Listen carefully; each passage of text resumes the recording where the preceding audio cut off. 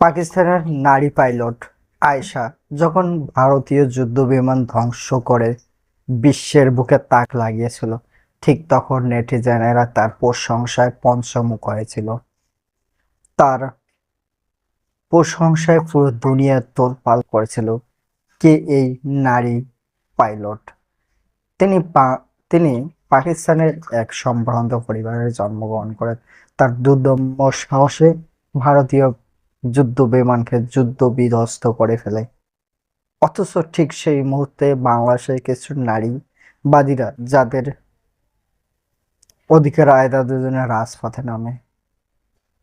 পাকিস্তান বিশ্ববিদ্যালয় থেকে পড়াশোনা করে ছাত্ররা পরমাণু গবেষণা হিসেবে বের হয়, আর বাংলাদেশ থেকে বিশ্ববিদ্যালয় থেকে পড়াশোনা করে বের হয় সেবক, মাদকাসক্ত, গাঁজাখোর, ডুবডাখোর,